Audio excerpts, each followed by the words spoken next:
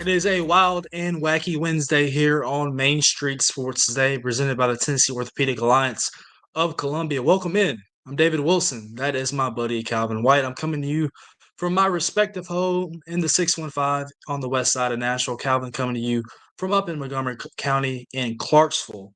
Happy Wednesday, everybody. Calvin, how we doing?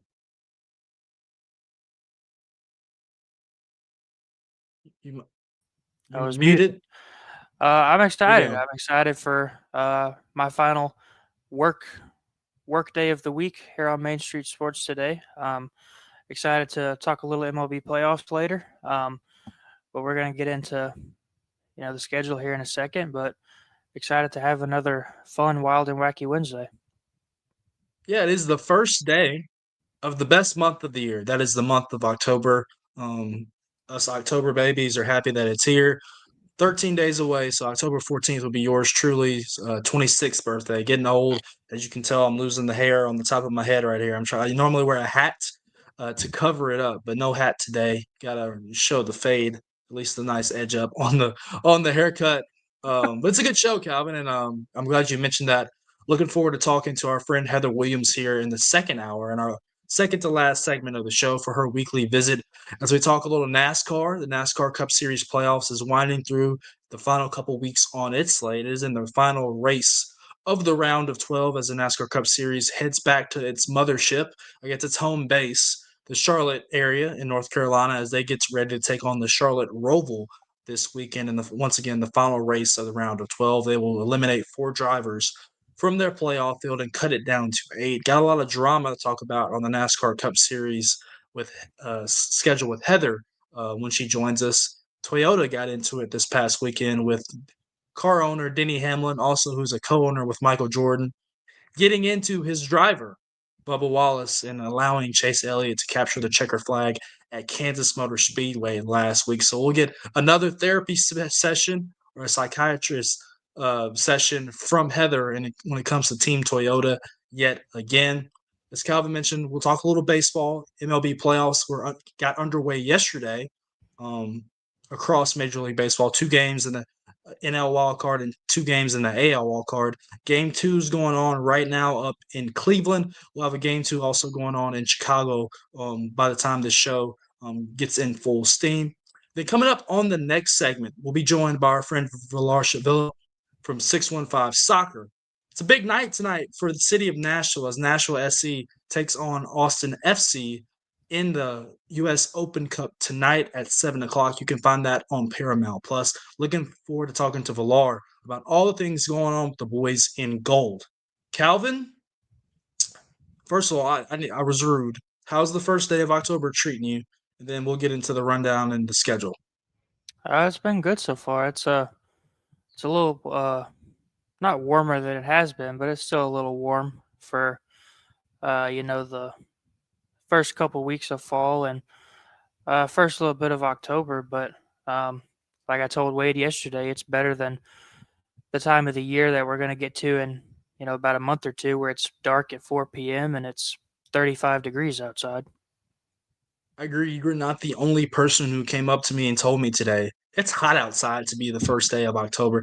I like the warm weather. I'm one of those people that I'd rather it be warm than cold, but I might be in the minority on that. But looking forward to a really good show, as we said, and we'll get things going and kick things off with yesterday's results and today's schedule on the rundown. This is the Rundown.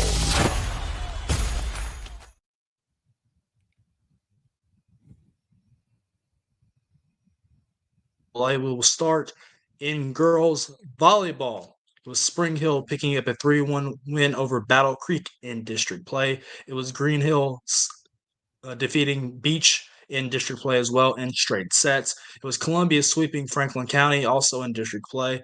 It was Siegel picking up a 5-set victory over Cookeville. Franklin Road Academy picked up a 5-set win over Providence Christian 3-2. It was Gallatin sweeping Hendersonville 3-0. Murfreesboro Central Magnet 3-0 winners over Giles County. It was Hampshire picking up a 3-0 sweep over Mount Pleasant. It was BGA winning in 5 sets against Middle Tennessee Christian. It was Riverdale 3-1 winners over Smyrna. It was Rockville 3-1 winners over Stewart's Creek. And in two sweeps In Rutherford County, it was Eagleville picking up a 3-0 sweep over Smith County, and Blackman a 3-0 win over Wilson Central. That one last night was at Wilson Central in Lebanon. Moving into our girls soccer scores from last night, Antioch shuts out Hunters Lane 2-0. Blackman wins 2-1 over Columbia. Kirkwood wins 9-0 over Clarksville Northeast. Grace Christian out of Franklin wins 3-2 over Columbia Academy. Richland falls 3-2 to Culleoka. Henry County shuts out Dixon County 2-0. Father Ryan wins 3-1 over Innsworth. Franklin Road Academy shuts out Franklin Christian 9-0. Gallatin wins 4-1 over Green Hill. Siegel falls 4-0 to Hendersonville. Hillsboro 2-1 winners over John Overton. Hume Fogg wins 1-0 over the University School in Nashville. Brentwood Academy and Independence draw at 0 apiece. Clarksville Northwest wins 8-0 over Kenwood. Macon County falls 8-0 to Liberty Creek. Lipscomb Academy wins 9-0 over Centennial. East Robertson falls 3-1 to McEwen. James Lawson wins 5-3 over McGavick. Merrill Hyde 5-1 winners over DCA. Friendship Christian beats Middle Tennessee Christian 2-0. Mount Juliet 4, Nolansville 1. Murfreesboro Central Magnet down Shelbyville 5-2. Oakland 1-0 winners over Brentwood. Clarksville falls 5-1 to Pope John Paul II. Portland wins 6-2 over Good Pasture. Page 4-0 over Rockvale. Warren County and Spring Hill draw at 1 each. White House wins 6-1 over Springfield. Franklin was 8-0 winners over Station Camp. Stewart's Creek 2-0 over Cookville. Trigg County from Kentucky wins 6-0 over West Creek. Watertown 2-1 winners over Stone Memorial. White House Heritage defeats Greenbrier 3-1. Wilson Central beats Lebanon 3-1, and Zion Christian wins 2-1 over the Webb School. A very lengthy girls soccer slate yesterday as we round down to the final week of the regular season. In Major League Baseball yesterday, as we mentioned, the playoffs got underway yesterday. 2 games in the American League and 2 games in the National League. In the first game yesterday, an AL Central showdown in the wild card series between the Detroit Tigers and the Cleveland Guardians. And it was the visiting Tigers picking up a 2-1 win and taking a 1-0 lead in that series. Tarek Skubal fanned 14 yesterday for the Tigers, who picked up the win. At Wrigley Field yesterday, it was back-to-back home runs that sent the Cubs to a 1-0 series lead over the Padres. Cubs winners 3-1 in that one. And in one of the best rivalries in baseball, up at Yankee Stadium last night, it was the Boston Red Sox holding off the New York Yankees 3-1. Garrett Crochet, absolutely phenomenal. The Yankees stranded the bases loaded in the bottom of the 9th inning in that one. And out at Chavez Ravine, a happy Tommy Bryan last night as Teoscar Hernandez and Shohei Ohtani homered twice. It's the Dodgers defeating the Reds and LA native Hunter Green 10-5 last night. That game will wrap up the game 2 tonight across Major League Baseball. We'll come to that schedule here very shortly. Last night in the W, decisive Game 5 at Michelob Ultra Arena in Las Vegas. And it was the Las Vegas Aces advancing to the WNBA Finals with a 107-98 overtime victory over the Indiana Fever. They will face the Phoenix Mercury in the WNBA Finals beginning on Friday. Tonight's schedule, just one game we have posted for the TLSVA volleyball action. It is Cane Ridge at Smyrna at 6 o'clock. Girls soccer actions, Clarksville Academy at Friendship Christian at 4:30 for a first touch. That is district play in the Commanders' final district match of the regular season. At 6 o'clock, it is Fairview at Battle Creek. And at 7 o'clock, it is Stewart's Creek at Lebanon. A very decisive game for Lebanon as they look to try to get the number 2 seed in the District 7 3A postseason and then secure a first-round bye after losing to Wilson Central last night. Wildcard series, as I mentioned, one of them is already underway. That is Detroit at Cleveland in Game 2 of their series. You can find that one currently on ESPN. It is right now 1-1 in the bottom of the 6th inning with 2 outs and the Guardians at bat. Coming up at 2:08, really, so right now, first pitch to be underway on ABC is San Diego Padres looking to continue their season at the Chicago Cubs. That is Dylan Cease versus Andrew Kittredge in that pitching matchup.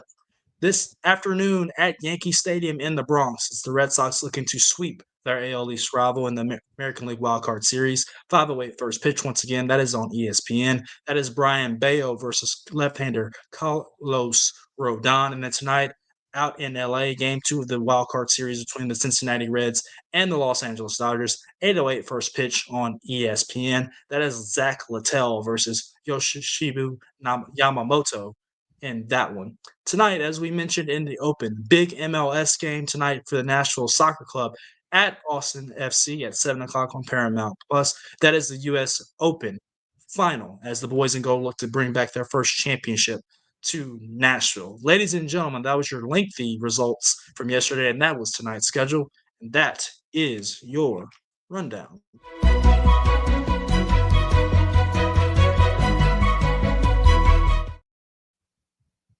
Our top story is brought to you by the fine folks at Piggly Wiggly in Neely's Mill in Columbia. They serve daily lunch from 11 a.m. to 6 p.m. They also offer hand-cut meats, and everything is cost plus 10 at the cash register. Piggly Wiggly, Neely's Mill in Columbia. Presenting you our top story, and I mentioned right there in the results last night. What a game last night at Michelob Ultra Arena. Game 5 between the Indiana Fever and the Las Vegas Aces that went to overtime, Calvin. I don't know if you caught it on ESPN2, but it was the Aces picking up the victory 107-98 and advancing to the WNBA Finals. They will take on the Phoenix Mercury in a 7-game series, as I mentioned, beginning on Friday. It was a back and forth battle. This is a shorthanded Indiana Fever team, obviously without Sophie Cunningham, without superstar Caitlin Clark. Also, Kelsey Mitchell got hurt in the second half, did not play the final minutes of the fourth quarter, Aaliyah Boston fouls out in the fourth quarter, so the Fever found themselves without 4 of really their difference-making players. In the overtime period, though, Calvin, it was the Las Vegas Aces making big shot after big shot, whether it was Jackie Young, um, Chelsea Gray, etc. Asia Wilson, she's obviously the MVP. She had 35 points last night, but it was the Aces just finding a way on their home court to get it done and get back to the WNBA Finals with head coach Becky Hammond. Yeah, I flipped it on when I got the notification that it was going into overtime, and in overtime, that the Aces outscored the Fever 21-12. Even without Kelsey Mitchell, and it was really impressive from the Fever as well, just to have so many of their players hurt and not playing. Mainly Caitlin Clark and Sophie Cunningham, and you mentioned Aaliyah Boston fouling out. And to take the Aces to overtime in the 5th game of the series was really impressive. It was a really fun series, and I think the Aces are going back to the finals for, I think, the 3rd time in 4 years or something like that. Obviously, they've been one of the more dominant teams in the league over the last couple of seasons. Asia Wilson's a 4-time MVP for a reason. But quick turnaround now. The finals start on Friday, I believe. So we'll have to get ready for that against the Phoenix Mercury. It's a valiant effort the last week and a half, 2 weeks for the Indiana Fever.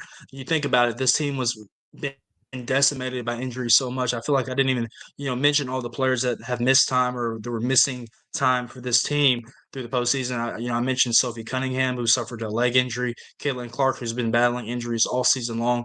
This is a team that was without its best players, in this postseason run. Kelsey Mitchell goes down, as you mentioned. She was 4 of 8 shooting, had 15 points. Was really, off to a good start. She was 3 of 3 from 3-point range, and 4 of 5 from the free throw line yesterday. So she was off to a good start. And they just battled. Odyssey Sims last night for the Fever, and head coach Stephanie White had 27 points. So they were battling. And, you could have made a case that they could have easily stolen this game.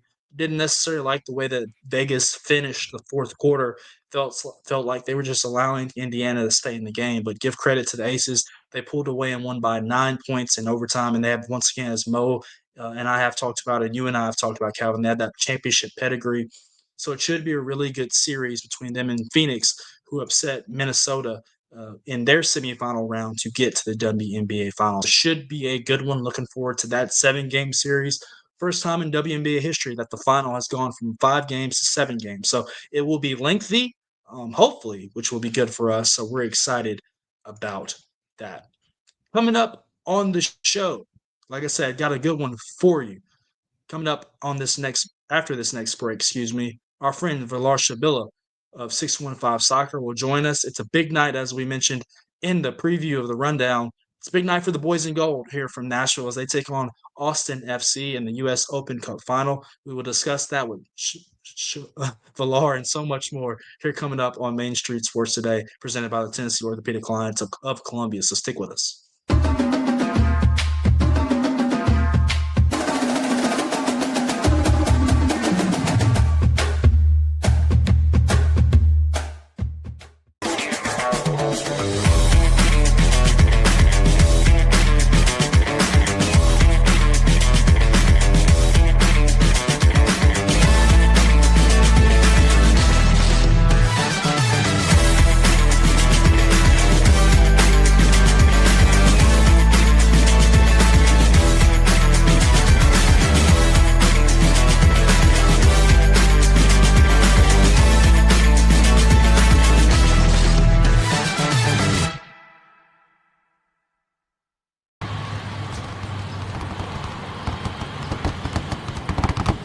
The winning just got closer. All new Sportsbook, the latest gaming machines, live horse racing, and more. The Mid Gaming Hall, Kentucky Downs. Winning just got closer. Deep in a forest at Nashville Zoo, new creatures here for you to view. Phantoms graced in black and white swing high in trees of dappled light. In rocky crags, tall and steep, small antelopes with nimble feet. A wise old man with beard of white, a sentry perched on stony height. Amidst it all, a hunter lies, with coat of gold and steely eyes. A new adventure just for you. Leopard Forest at Nashville Zoo. Open now. Busy bee, yeah, busy bee. If you need Hold on, y'all, hold on. I need to make a call. Hey, this is Brianna with Busy Bee. I'm giving you a call to let you know your technician is on his way. 333. Busy bee. Guys, not yet. Not yet. Busy bee, oh, Now busy ready, bee. guys. Call 775-7833. Custom Stone Handlers supplies over 600 distributors and suppliers with quality stone products. Along with Riverstone, we produce and distribute over 100 building, landscape, and other bulk products. Our goal is to provide quality products, service, and partnerships to ensure our customers' success. We firmly believe the measure of any person or company is how you treat other people and customers. Give them a call at 931-490-4990 or visit CustomStoneHandlers.com.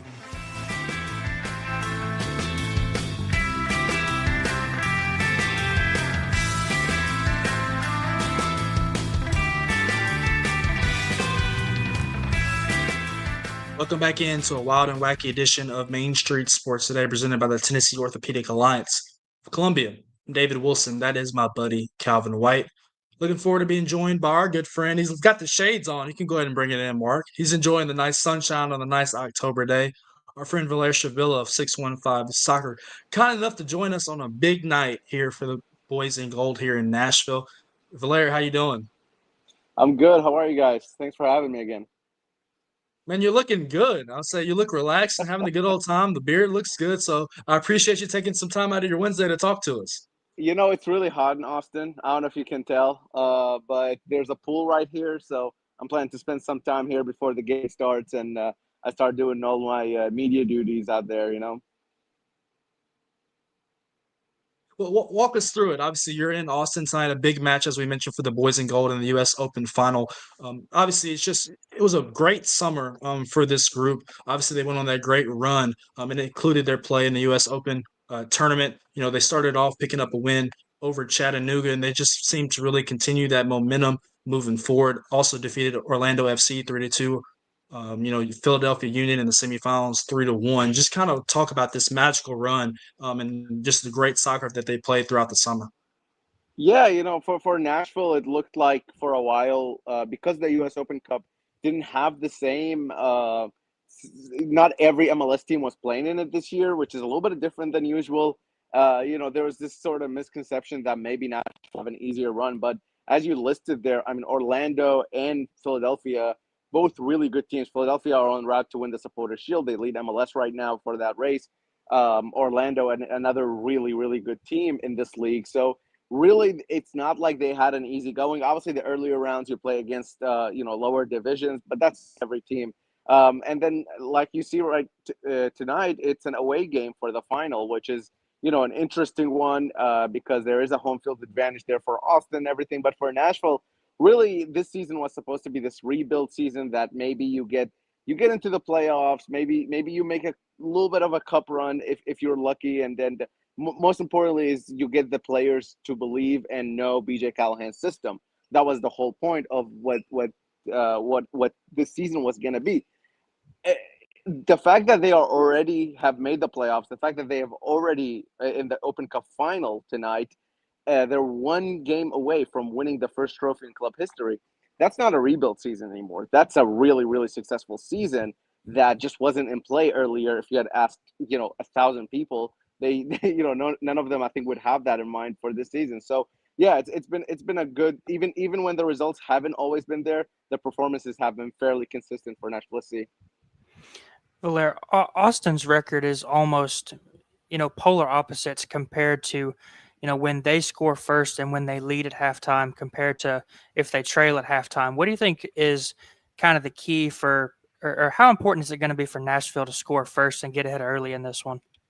I think it's very important, not just from obviously getting the lead early is very, very, very big in soccer, but the main thing is you have to consider how Austin plays, because the way Austin play is that they're a very defensive team. Maybe very defensive is a bit hard. They're a defensive team. They will sit back. They'll let you attack. They'll let you have the ball. And when you're as soon as you make one mistake, they'll take advantage of it and go at the other end and score. So it's very important for Nashville to get that first goal, because what that would do is that would actually get Austin out of their shell, get them to play a little bit. And then if Austin are there to play and Austin wants to have the ball, that really plays into Nashville's advantage, because Nashville would prefer a game to be more open. Nashville are better when the game is open, to where the more Austin sit back and not allow Nashville to score, then the game becomes a lot tighter. And breaking defenses down is hard anyway. When you have 10 men behind the ball, 11 men behind the ball, I mean, it's gonna be difficult. But we've seen Nashville break those sort of situations with teams before. To be fair, they do it more consistently at home. But to your point, getting that first goal, getting Austin out and playing, and also the big part of this is the atmosphere, is the crowd. This is going to be a sold-out, more than likely, stadium. This is a smaller stadium, so all the noise is there. Everything is really intimate. Getting the crowd out of it early on, maybe you get a goal 10, 15 minutes in, the crowd's starting to feel a little nervous. Maybe they're not as loud, as energetic, and then that really puts you in a good position going forward. Blair, I'm going to build on Calvin's question. This is the fifth meeting between Austin and Nashville, so it's opponents that are very familiar with each other. Last year they played. Austin picked up a 2-0 win. Nashville 2-1-1 all time against Austin FC. Building on that, obviously Calvin mentioned maybe grabbing an early lead and playing from ahead. What are some other keys that are just on the top of your mind that Nashville has to do tonight in order to walk away with the cup? I think the counter attacking or the defensive portion of the counter attacking, when it comes to Austin having those transition moments, because they are really good in transition. So I think for Nashville, we've seen a couple times this season where those transition moments, they looked like they lacked defensively. Maybe a little bit of miscommunication between the back line and maybe even the midfielders. It's not just the back line, right? BJ Callahan's big into this whole idea of everybody defends, everybody attacks, which sounds very elementary when you talk about it, but it's really it's something that not a lot of pro teams are doing.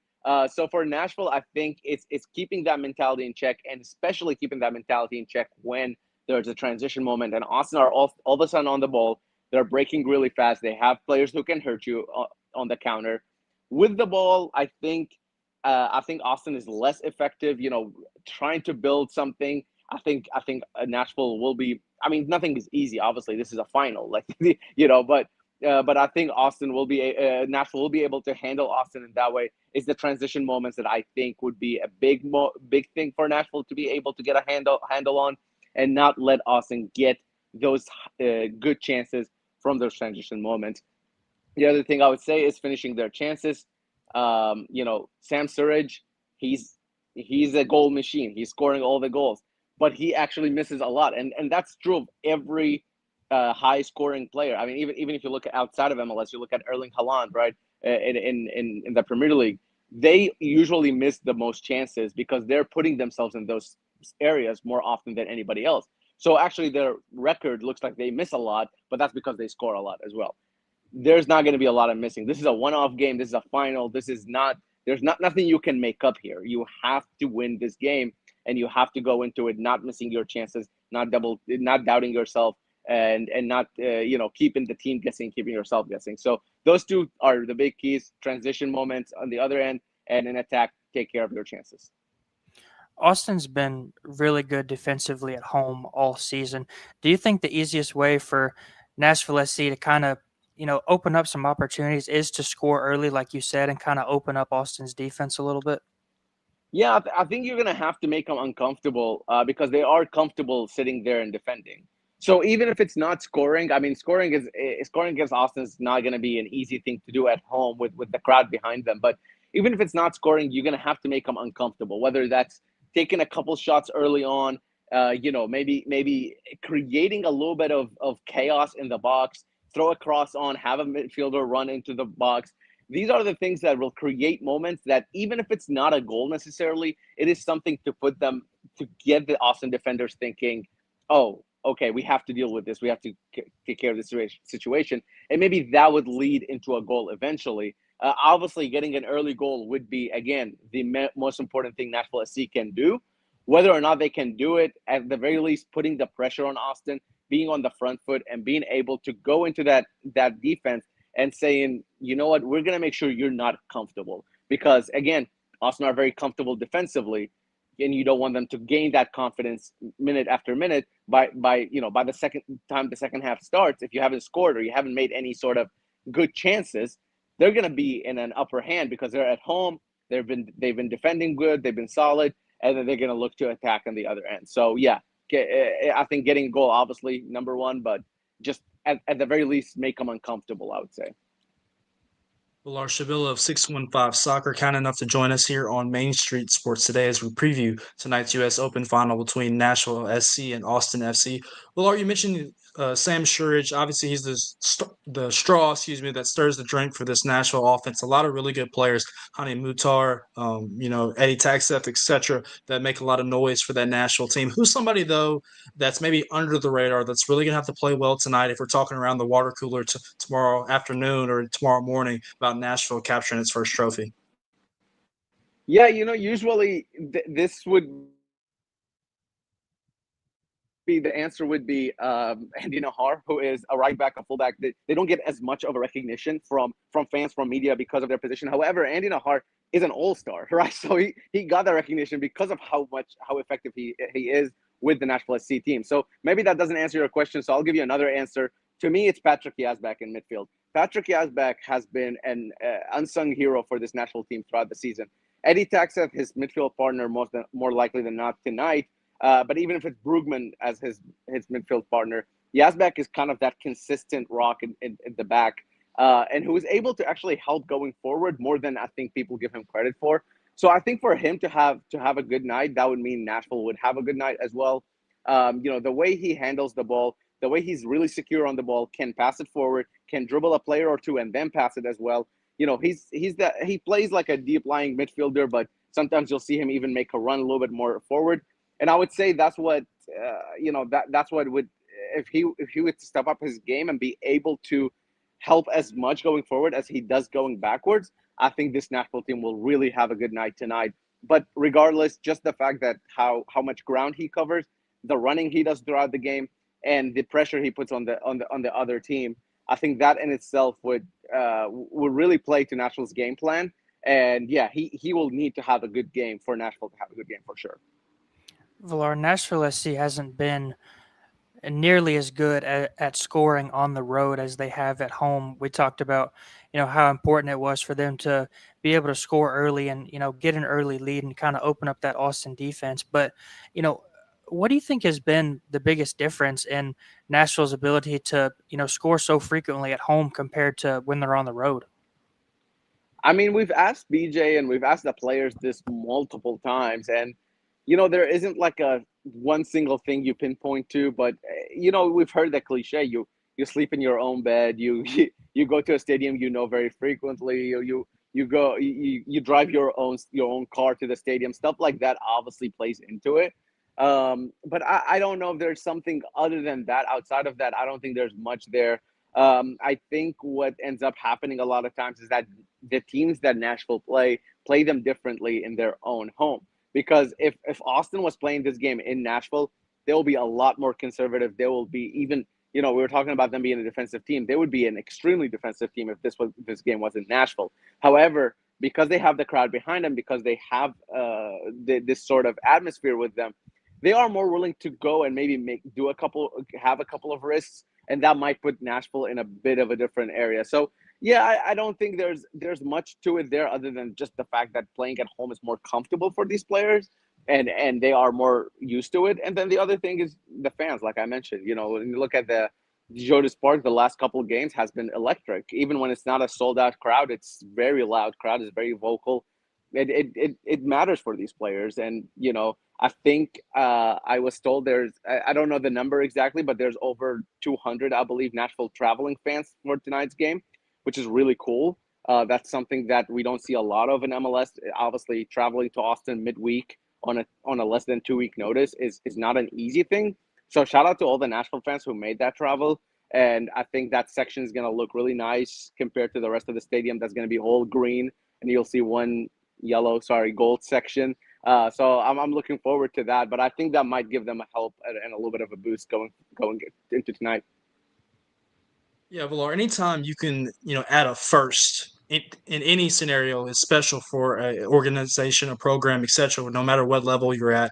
What do you feel like it would mean to Nashville FC to win a championship tonight and be the first team to do it in club history? Yeah, I think it's a lot of writing is on the line, right? I mean, the Titans did it in 2000. They won the AFC championship, so not the whole thing, right? The Preds have the President's Trophy. Again, a little bit of a different thing. This would be the first championship, in my opinion, this state of Tennessee would have. The Grizzlies don't have a championship, and yes, it's not MLS Cup. Very much aware of that. It's not the highest level, but that's what differentiates soccer from these other sports, is that there are multiple championships you can compete for, and this is definitely one of them. This is the oldest championship in probably American sports history, not even just soccer. The first one was, I believe, in 1913. So it's been going on for a while as a really historic trophy.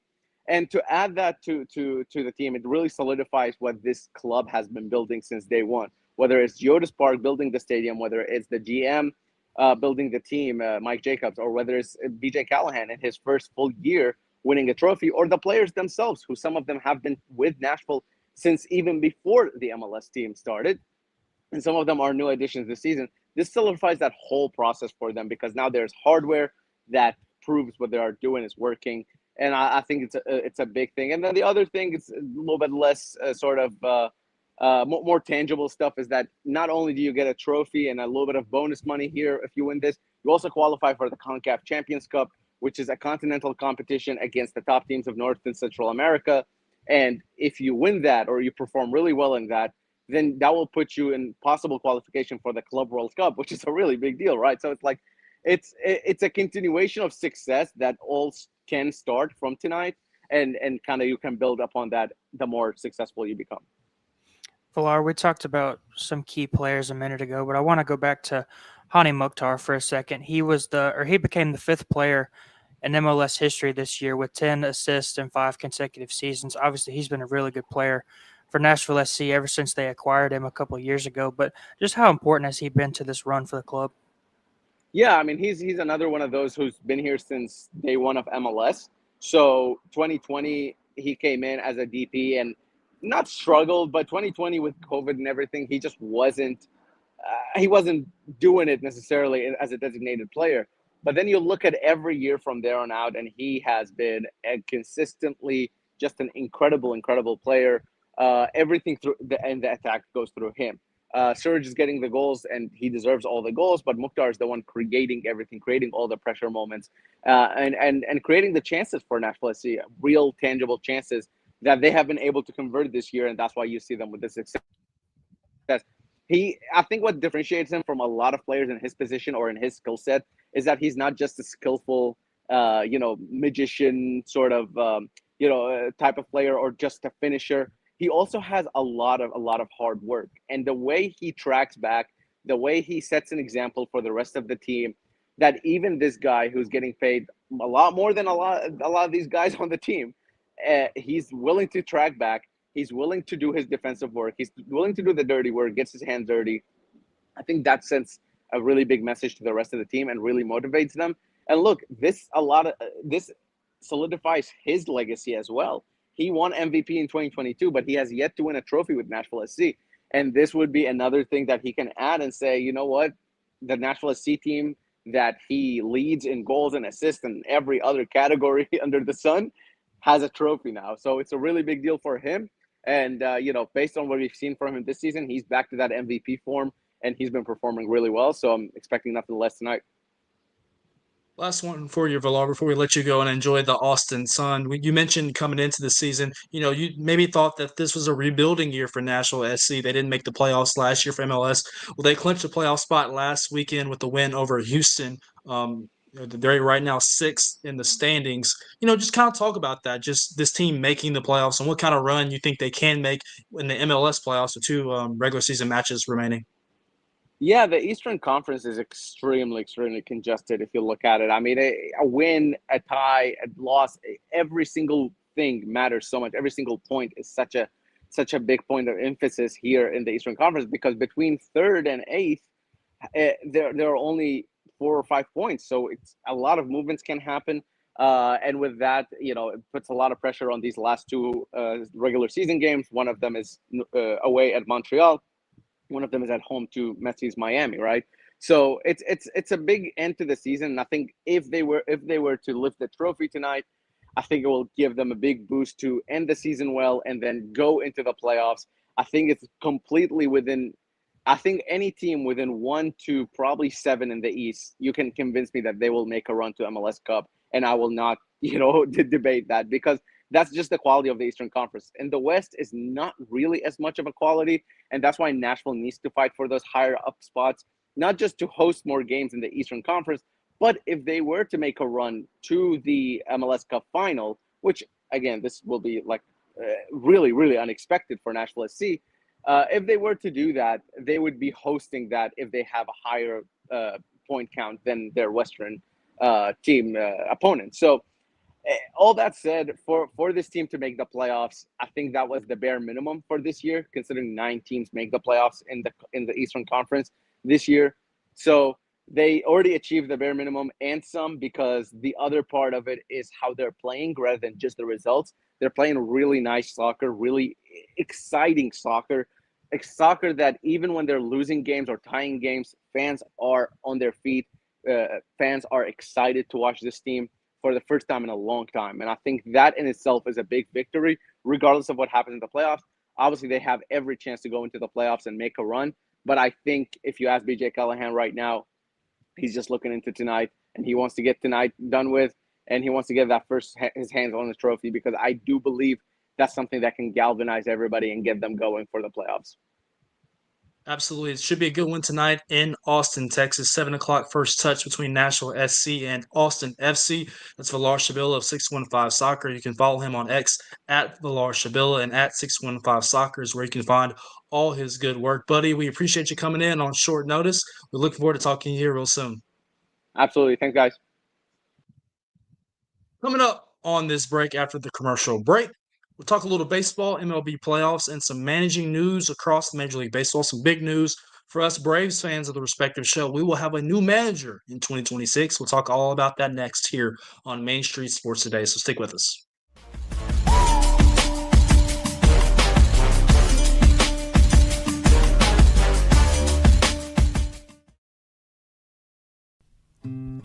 Columbia Power and Water Systems is dedicated to bringing our customers reliable, local service. Whether you're turning on a light switch, your faucet, or streaming on TV, our dedicated team members from here in Murray County work every day to keep you on. If you need us, call us 931-388-4833 or visit cpws.com. CPWS. Local service, local support.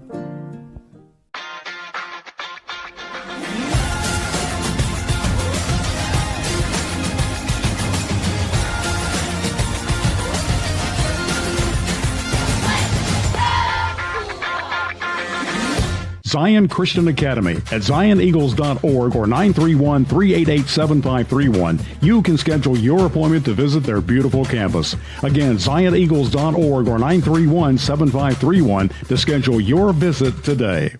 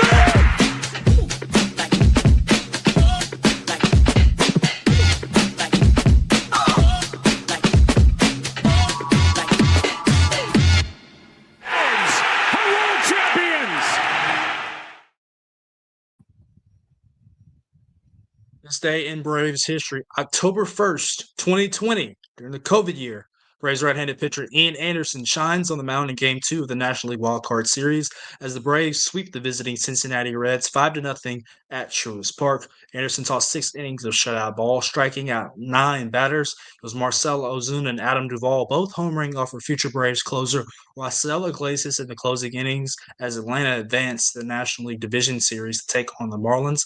That was this day in Braves history, October 1st, 2020. Calvin, I remember that 2020 season very vividly. Obviously obviously because it was the COVID shortened season. We didn't have fans in the stands. I also remember that playoff run because you could have easily made the case that the Braves should have won the World Series that year. That was the year that they held a 3-1 lead in the National League Championship Series over Tommy Bryan's Los Angeles Dodgers and proceeded to lose 3 straight before the Dodgers went on to defeat the Tampa Bay Rays in the World Series. So, Calvin, that year, 2020, still hurts with the talent that the Braves had. They just didn't have really any pitching outside of Max Fried. Yeah, no pitching, but if I remember correctly, I want to say that was the season the Braves had like 6 Silver Slugger winners. Travis d'Arnaud won a Silver Slugger, I think, and it's hard to believe that Marcell Ozuna's been a Brave for 5 years already. And on yesterday's This Day in Braves history, it was also from 2020. I think Freddie Freeman hit a walk-off against somebody. But against Cincinnati in the first game of the playoffs. Yeah. So those years were, the Braves were making the playoffs every year and just dominating people. Up until that World Series year, it just kind of felt like no matter who they ran into, even if they had a series lead, even with as good as they were, it never felt like the series lead was safe, and the Dodgers were kind of the thorn in their side there for a couple of years in the postseason. Yeah, absolutely. So looking forward to this. We had some great matchups yesterday, great pitching matchups across Major League Baseball. We'll start in chronological order. We'll start with the first game of the slate yesterday. And if you love pitching, there's nobody you love more than left-hander Tarek Skubal, who was absolutely brilliant yesterday against the Cleveland Guardians in Game 1 of the American League Wild Card Series between 2 AL Central rivals. It was Tarek Skubal striking out 14 batters last night as the Tigers take a 1-0 lead in that series. Cleveland had an opportunity in the bottom of the 9th inning. They were trailing 2-1. Jose Ramirez singled to start the inning and reached third on a throwing error by Javi Baez, but the Guardians cannot bring him in as Will Vest hammers out the save. So Game 1 goes to Detroit. And as right now, that Game 2 of that series is underway. It's in the 8th inning, and it's 1-1. So 2 low-scoring games so far in the first 2 games between the Guardians and the Tigers, and that can be expected with 2 really good pitching staffs. Yeah, it would be the most Cleveland thing ever to, claw their way back over the last couple weeks of the regular season. And get into the playoffs and then get swept by the team that they made a comeback on to get into the playoffs. But like you said, Tarek Skubal is just that dude wakes up and eats a bowl of nails for breakfast every day. We saw it last year when he just dominated his way to the AL Cy Young Award.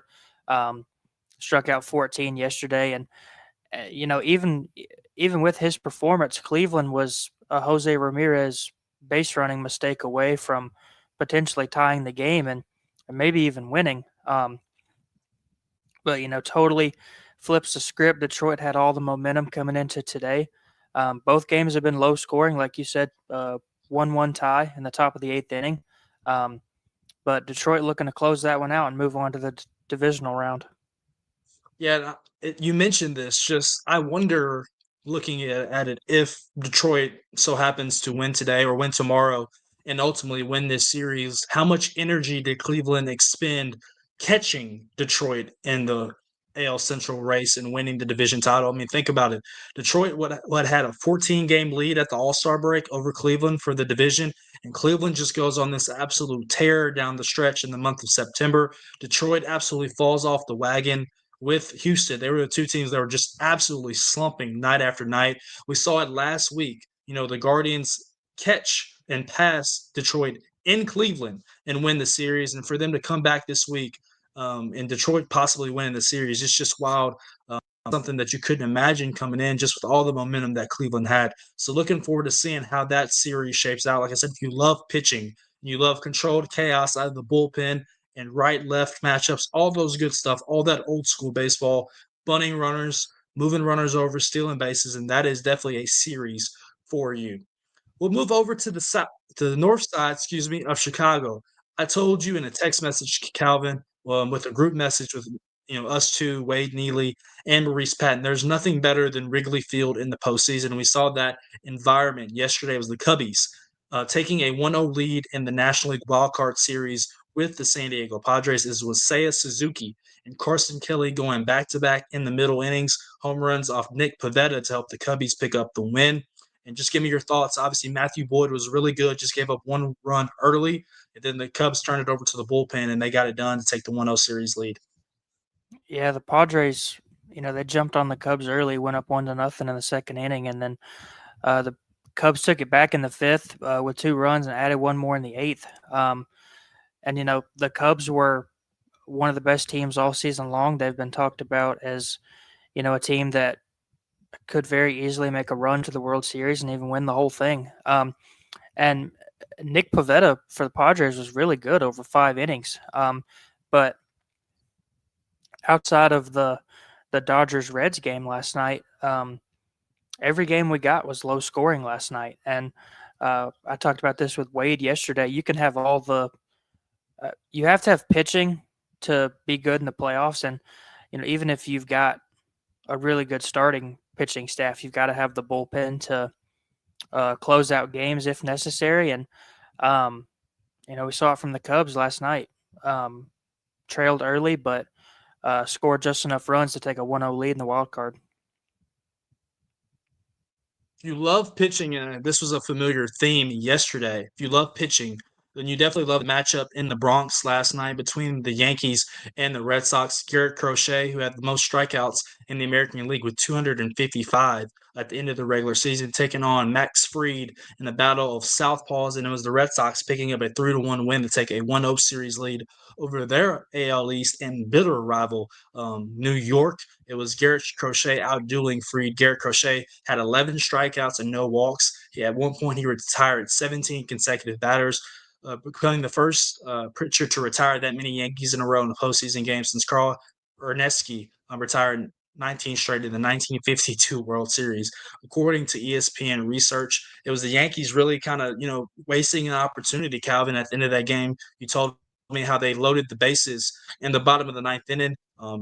Aaron Judge gets a single to put runners on first and second. Cody Bellinger dunks a single into left field to make it bases loaded, and then Aroldis Chapman promptly retires. Giancarlo Stanton via the strikeout, Jazz Chisholm via a pop-up, and Trent Grisham swinging on a strikeout to escape some damage and give the Red Sox, who, we talked about it through the course of this, our time here, Calvin, how, they make a trade. They trade their best player, Rafi Defers, early in the season. And, Craig Breslow, who's their GM, said, we're going to be a better team because of it.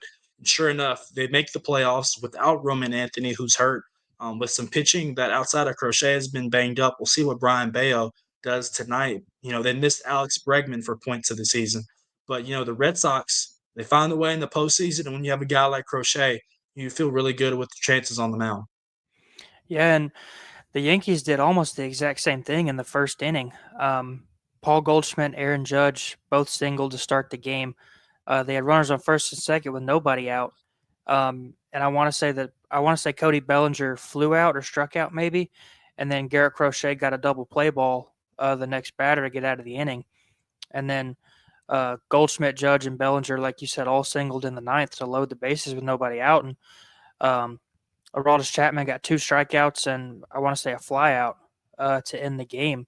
In the playoffs, you got to get guys on base and you got to find ways to knock them in. Obviously, they're facing Garrett Crochet, who's one of the best pitchers in the game. And, even Max Fried. Max Fried, went 6 1/3, didn't give up a run, only gave up a couple hits. And, I've always been a big fan of the pitcher's duel, but, in this point of the year, you've got to score some runs as well. And Yankees couldn't do it last night, and they're on the verge of elimination today. Yep, that will be something to watch. If you love drama, you love anytime those two teams get together.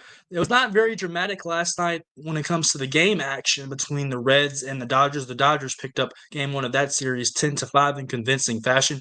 It was a very fashionable and historic night for one Shohei Ohtani, who homered twice, and also teammate Teoscar Hernandez, who will be shown in the picture that Mark is pulling up now. They both homered twice last night as the Dodgers had a 5-run win over the Reds. Ohtani hit a 117.7 miles per hour exit velocity off his bat on his first home run of the night, an absolute missile into the right field seats.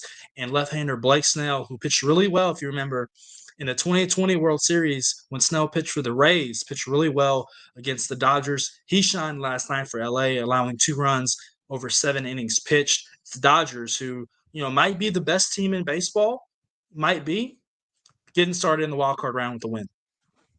Yeah, people talked about it all year. If the Dodgers ever got the bulk of their pitching staff back healthy, they would be the team to beat probably in the playoffs. And they looked like the best team in the game last night. You mentioned it, 2 homers each from Shohei Ohtani and Teoscar Hernandez. Dodgers scored 10 runs on 15 hits, and a lot of times 5 runs is going to win you a playoff game if you're the Reds, but not last night against the Dodgers. And that crew, and like you said, Blake Snell pitched really well. 7 complete innings, 4 hits, 2 runs, 9 strikeouts. That guy's a 2-time Cy Young winner for a reason, for 2 different squads. And I'm not saying this type of production is going to continue for the Dodgers, but right now they look like the team to beat through 1 game of the wild card round.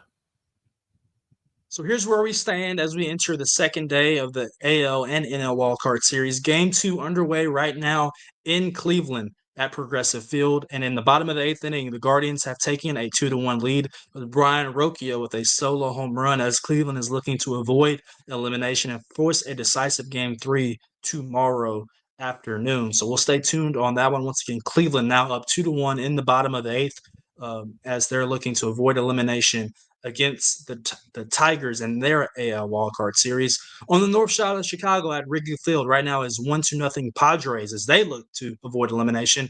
In the bottom of the 3rd against the Cubs, that pitching matchup is Dylan Cease versus Andrew Kittredge, who started that game for the Cubs, and I believe a bullpen game. Cubs once again leading that series 1-0. As we mentioned, this evening rather, at Yankee Stadium, the Boston Red Sox lead their series 1-0. It'll be Brian Bale, the right-hander for the Sox, taking on Southpaw Carlos Rodon for the Yankees. And tonight in the nightcap at Chavez Ravine is the Dodgers looking to sweep the Cincinnati Reds. It is Zach Littell for the Reds, taking on Yoshitshibu Yamamoto, in that one for the Dodgers. We also had some managerial news over the week after the season ended last Sunday, Calvin. We also had some news for the Braves this morning as it was announced that manager Brian Snitker, who won a World Series with the Braves in 2021, has led the organization for the last 10 years, will not return to the dugout next year and will step into an advisory role in the organization. That was announced today. First, ESPN's Jeff Passan earlier this morning. I'm going to read the press release from the Braves on their X account. It says the Atlanta Braves today announced that the longtime manager will transition to an advisory role with the organization for the 2020-26 season and will be inducted into the Atlanta Braves Hall of Fame prior to a game next year. Snitker, who is 69 years old, guided the Braves to 811 wins, won 6 NL East Division crowns, and 7 postseason berths over his 10 seasons as manager. Also led the team to its 4th World Series in franchise history in 2021. He was a 4-time finalist for National League Manager of the Year in his 9 full seasons at the helm and won the award in 2018. He exits his managerial post with third most wins of any skipper in the organization, trailing Bobby Cox, who won 2,149, and Frank Saley, who had 1,004. This is a topic that we talked about a lot throughout the summer, Calvin. Not only you and I and Mo, knowing that it's probably time for Snitker to hang it up, but that doesn't diminish everything he's done for the Braves organization. No, and he was in that organization for almost 50 years, and he was the manager for 7 consecutive playoff berths and divisional championships. He led some of the most dominant Braves teams this century.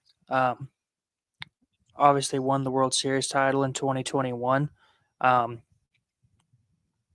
he's probably one of the most influential, figures in the history of the organization. Third all-time in managerial wins in the franchise, like you said. And like the press release said, he's going immediately into the Braves Hall of Fame before a game next season, which is well-deserved. But I think that, there's a lot of Braves fans that agreed that it might be time for a change, even though the Braves had been dominating the division and being up there as one of the better teams in baseball over the last couple of seasons. There's already a couple other managerial openings in baseball, so the Braves, as well as a couple other squads, will be looking for new skippers next year. Yeah, absolutely. We'll get to those very momentarily. Had a really good quote from Brian Snitker that I wanted to pass along, so please give me 1 second. I did not have the right X account attributed. I will go to Grant McCauley, who covers the Braves. Hold on, guys. In my mind, I'm ready for this next way to do it until you're ready. Then you never will retire. Once a Brave, always a Brave. It's true. There's nothing like Braves country. So I think that is best said for Snit, who steps away from the manager's seat. He will be a part of the organization for his 50th season.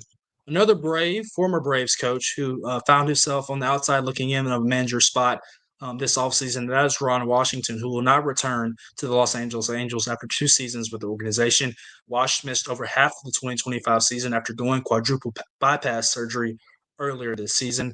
Interim manager Ray Montgomery will also not return as the full-time manager. Wash said he wants to return and that the team's decision not to pick up his contract was based on the team's performance, not his health. So your thoughts on Ron Washington, one of the highly regarded coaches in baseball, stepping away, or at least from the Angels?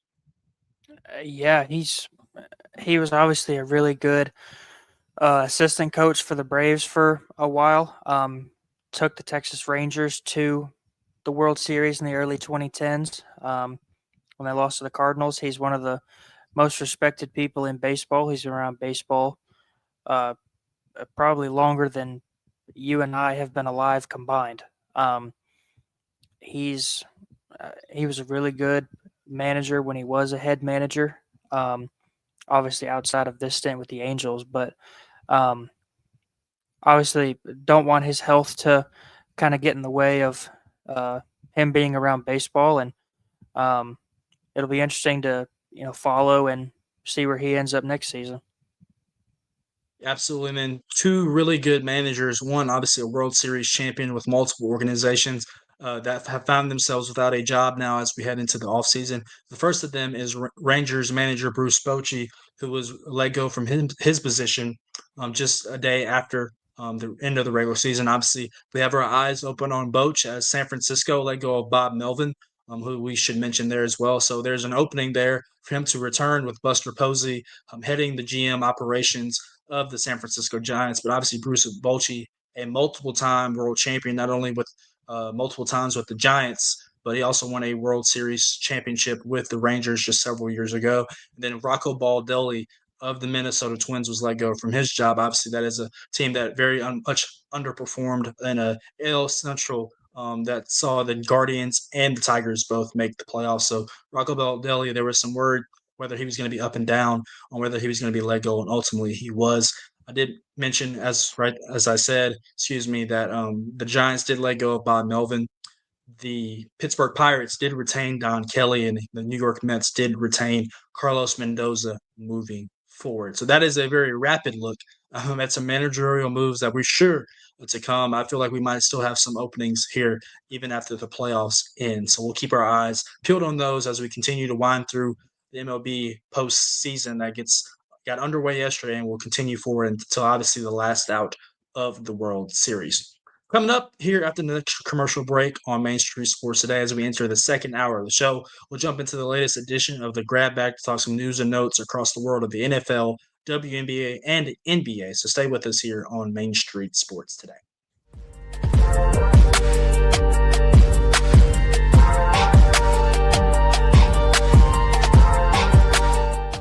Jones & Lang Sporting Goods here in Columbia has been outfitting teams, officials, and anybody else from T-ball to college for 50-plus years. Be sure and check them out at 931-388-8060 or online at jonesandlang.com. Jones & Lang Sporting Goods, the look of a winner. Zion Christian Academy at zioneagles.org or 931-388-7531. You can schedule your appointment to visit their beautiful campus. Again, zioneagles.org or 931-7531 to schedule your visit today.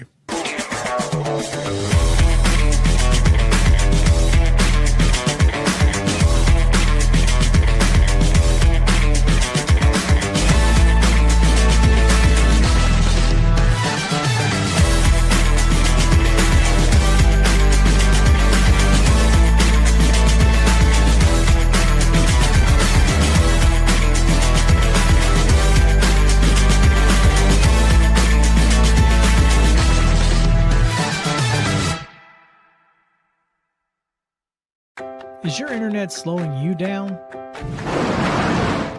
It's time for an upgrade. Whether you're at home, working from your home office, or at your business, it's time to unleash the speed you need with speeds up to 1 gig at CPWS for as low as $70 a month. Give us a call, 931-375-7777. Local service, local support, CPWS. Piggly Wiggly, located in Neely's Mill Shopping Center, is Columbia's locally owned and operated Cost Plus 10 grocery store dedicated to serving the community with low prices and smiling faces. Piggly Wiggly offers fresh, hand-cut meats daily as well as daily hot plate lunches from their deli counter. You're certain to see smiling faces and a helping hand when you're here at Piggly Wiggly. Come by and check out our fresh produce, high-quality meats, and more. Down home, down the street, we'll see you at the Pig.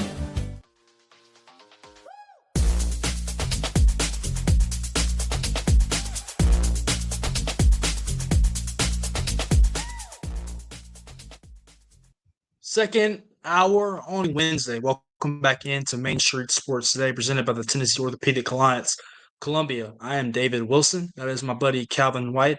It's time to dive into the latest edition of the Grab Bag. We discuss some news and notes across the world of the NFL, WNBA, NBA, and a little college football that I will throw on the boys here. Just start in the NFL, where after 4 weeks.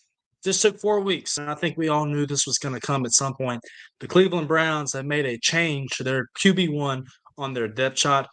Browns head coach Kevin Stefanski confirmed to Cleveland players Wednesday morning that rookie quarterback out of Oregon, Dylan Gabriel, will make the start this week for the Vikings in their for the Browns in their Week 5 matchup against the Vikings. The change comes after Coach Stefanski sidestepped questions this past weekend after the Browns' Week 4 loss to the Lions in a 34-10 affair in Detroit. Cleveland is 1-3 on its season. Its lone win came against the Packers on a blocked field goal, then walk-off field goal at the dog pound just 2 weeks ago. Gabriel's first start will come in London as the Browns and the Vikings go overseas. He'll be the first quarterback to make his first NFL start outside of the United States, according to CBS Sports research. So no more for Flacco. It'll be the Dylan Gabriel show moving forward for the Browns here, starting in Week 5, Calvin. Yeah, I think everybody kind of expected this to happen. Before the season started, all anybody talked about with the Browns was how they didn't have a legitimate starting quarterback. Joe Flacco's old. I don't know how exactly old he is, but he's old. He's been in the league for a long time. And Dylan Gabriel has never been, a serviceable NFL quarterback. And obviously, Shador Sanders, the rookie who they took in the 5th round, I believe. Cleveland's got a decent defense, but without a serviceable starting quarterback in the National Football League, you're never going to be very good. And right now, unless Dylan Gabriel might go out there and ball out for all we know, but right now it doesn't look like the Browns have a long-term solution at quarterback. Yeah, we will see. Obviously, Dylan Gabriel, like Shador Sanders, is a rookie. Both were selected in this past year's NFL draft. So we will see what Dylan Gabriel looks like. Obviously, this is an organization that has struggled for decades to find its franchise quarterback. Obviously, starting with Tim Couch, who was the #1 overall pick several decades ago.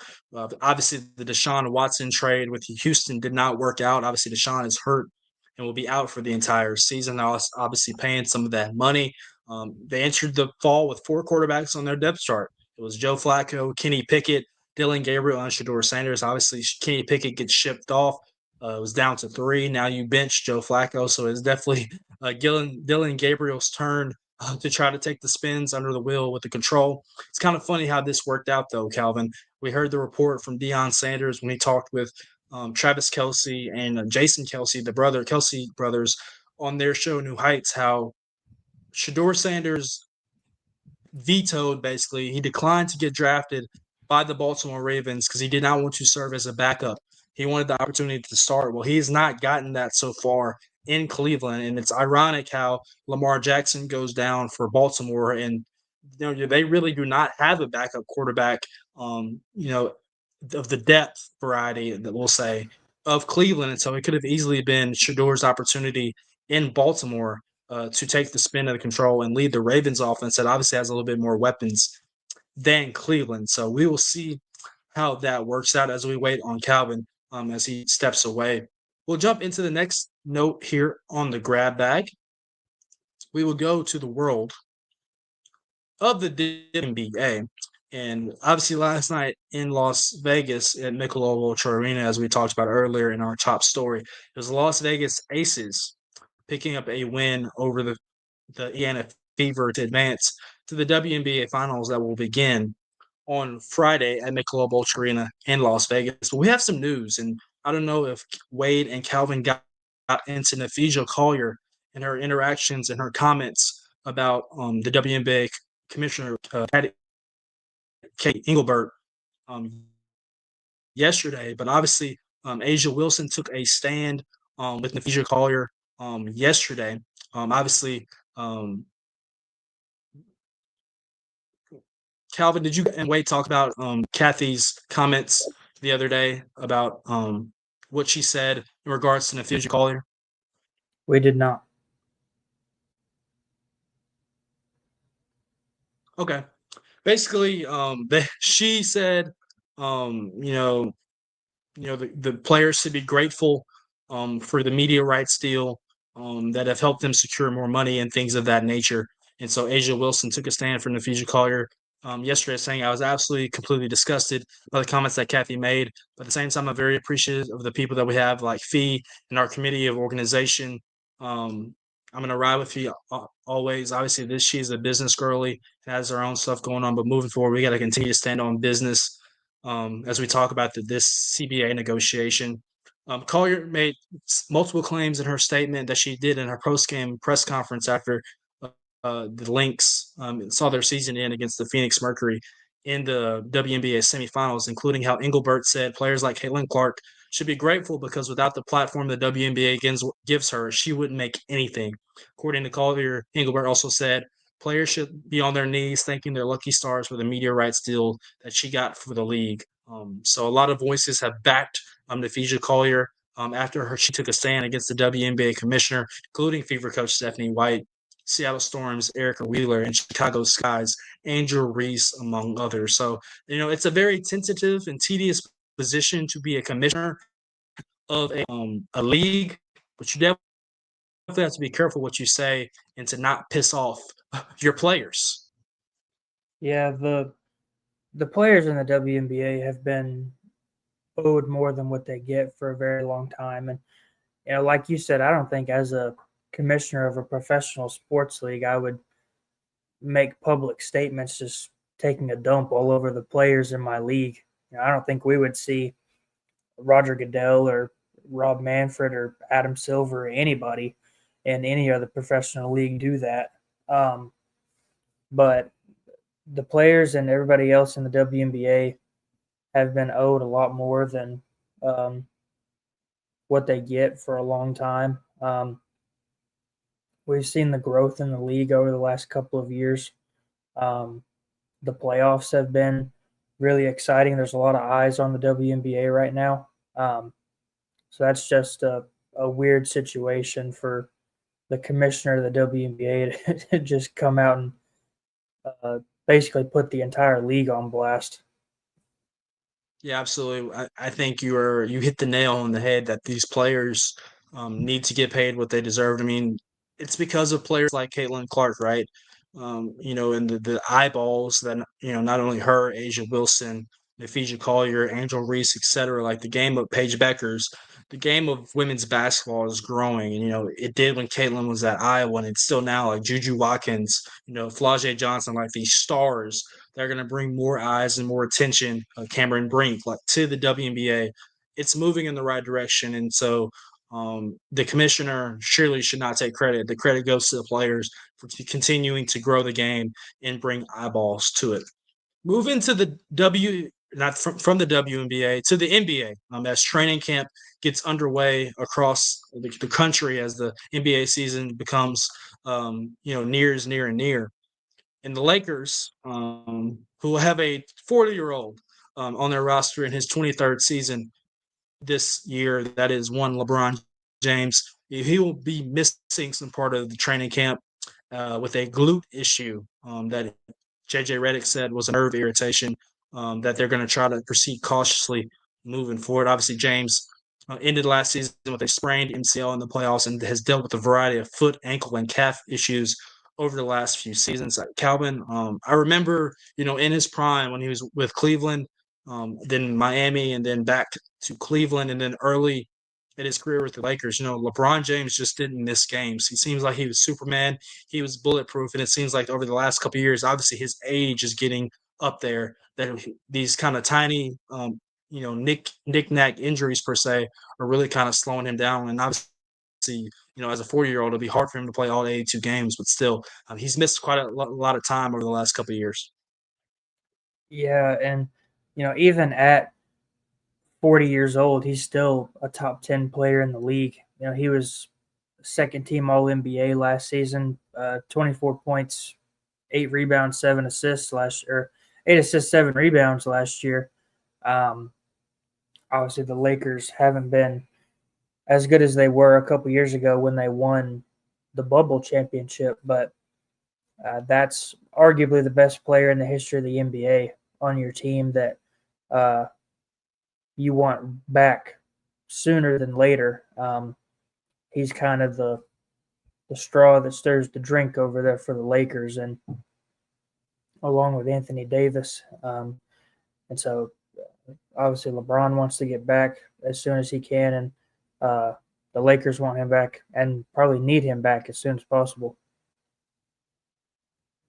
Absolutely. Staying in the NBA, we'll shift to San Francisco and the Bay Area. We have, a couple years ago when obviously in their prime, they were one of the best shooting tandems in NBA history. That was the Splash Brothers. not actual brothers, but the Splash Brothers and Klay Thompson and Stephen Curry. Well, now we have a set of brothers that are actually brothers on the Warriors. That is Steph and Stephen Curry. Both will be Stephen, excuse me, and Seth Curry. Sorry. I just said Stephen. Sorry. So Seth and Stephen Curry. They're going to join forces on the Warriors this fall, as Seth has signed a 1-year deal with the Golden State Warriors, according to ESPN's Sham Charania. This is the first time that they've ever played with each other. Obviously, in the NBA, Seth has spent the last 2 seasons as a member of the Charlotte Hornets. He's 35 years old and averaged 6.5 points, 1.7 rebounds, and just shy of 1 assist per game. He shot 43% from the three-point line in his 11-year NBA career. So we had the Splash Brothers several years ago between Klay Thompson and Stephen Curry. Now we have Seth and Steph joining forces in the Bay Area. Yeah, Steph, obviously, probably the best three-point shooter and shooter overall in NBA history. Seth has been really good shooter as well over the course of his career. The Warriors have kind of been looking for that second offensive weapon ever since Klay Thompson left. Andrew Wiggins has been able to provide a little bit of that over the last couple of years. But it's cool to see Steph and Seth get to play together on the same team, and I'm sure Seth is excited to get out of Charlotte and not play for the Hornets anymore, where it seems like careers go to die nowadays.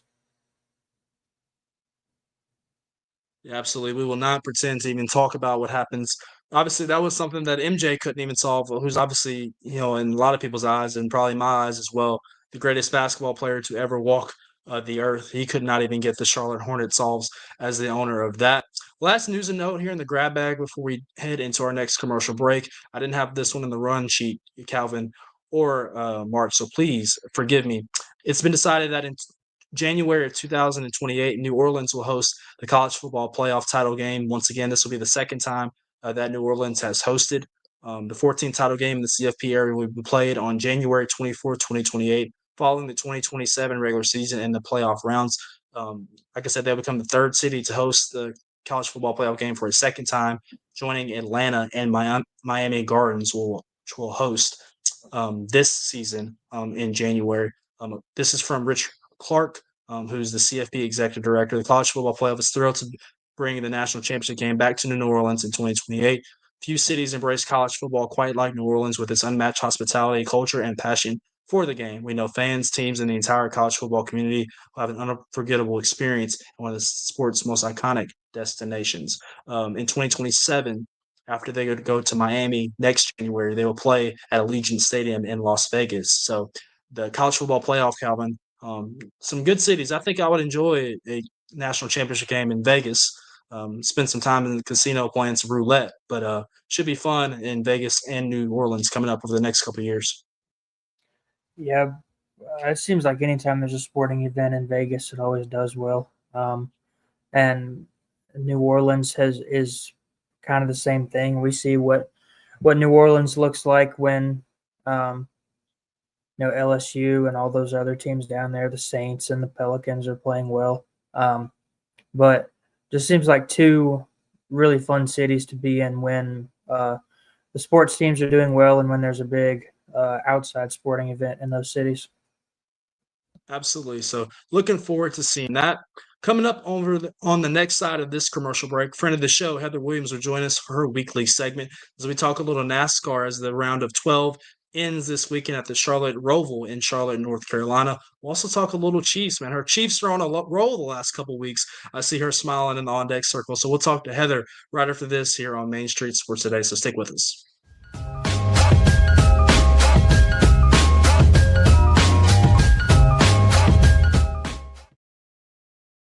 Deep in a forest at Nashville Zoo, new creatures here for you to view. Phantoms graced in black and white swing high in trees of dappled light. In rocky crags, tall and steep, small antelopes with nimble feet. A wise old man with beard of white, a sentry perched on stony height. Amidst it all, a hunter lies, with coat of gold and steely eyes. A new adventure just for you. Leopard Forest at Nashville Zoo.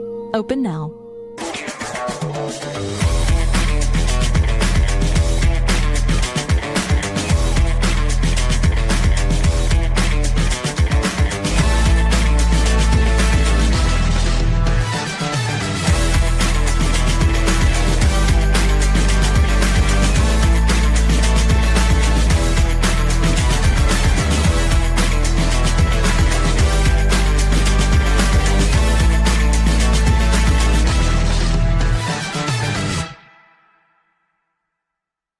Jones and Lang Sporting Goods here in Columbia has been outfitting teams, officials, and anybody else from T-ball to college for 50 plus years. Be sure and check them out at 931-388-8060 or online at jonesandlang.com. Jones and Lang Sporting Goods, the look of a winner. Piggly Wiggly, located in Neely's Mill Shopping Center, is Columbia's locally owned and operated Cost Plus 10 grocery store dedicated to serving the community with low prices and smiling faces. Piggly Wiggly offers fresh, hand-cut meats daily, as well as daily hot plate lunches from their deli counter. You're certain to see smiling faces and a helping hand when you're here at Piggly Wiggly. Come by and check out our fresh produce, high-quality meats, and more. Down home, down the street, we'll see you at the Pig.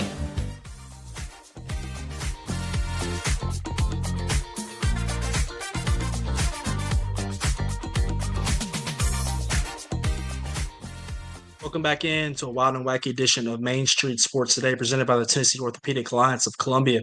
I'm David Wilson. That is Calvin White, who just said in our chat we will have a decisive Game 3 in Cleveland tomorrow afternoon in the AL Wildcard Series, as the Cleveland Guardians picked up a 6-1 win over the Detroit Tigers in Game 2 this afternoon. But right now, it's time for Calvin's favorite segment. It's time for some NASCAR, and our friend Heather Williams from Johnson City is joining us now.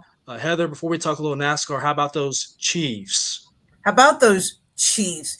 Before I talk about the Chiefs, I want to talk about, can we just eliminate the Guardians and the Tigers and move on with the rest of the AL, since they play in the same division as my Royals? We'll just get rid of all of them. Neither one of them has to advance. Yeah.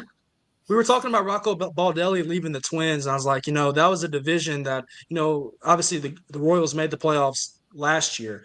Thinking with Bobby Witt and just all the young talent that they have, you would think, man, they can make it back. And really that a division is kind of wide open, you think, at the beginning of the year. Obviously, the Tigers have Tarek Skubal, but wasn't in the cards for them this year. No, they got off too tough of a start. I mean, at the back end of the season, they were playing as good as anyone, but can't spot teams 10 games and expect to come back and make a playoff. So, but they're in a pretty good position. They are young. They're still very talented. So we'll see what happens. But after last year, winning a series and all that, it's kind of disappointing to miss out. But I did go like 9 years with 100 loss seasons, so I'm not going to complain about, back-to-back 70-plus win seasons for sure. As resident Braves fans, though, not to cut you off, Heather, it feels like you can't complain when you also have a World Series in recent memory. Like, but it was 10 years ago. Series. It's not that recent. The Braves have one more recently than we do. I know. Bobby Wood Jr. and 65-year-old Salvador Perez were really good players for my sixth place fantasy baseball team this year, Heather. How about Salvi though, man? I mean, he's the ageless wonder. He's actually getting better the last couple of years as he gets older, which is crazy. But I'll take it. I love Salvi. I wish he could play in blue and white forever. I know that's not possible, but we'll take him as long as we can have him. Yeah, they're moving to the NASCAR Cup Series schedule. And we'll recap last week at Kansas. Last week, Heather, I asked you to play psychiatrist and therapist, whatever you want to say, for Joe Gibbs Racing in specific.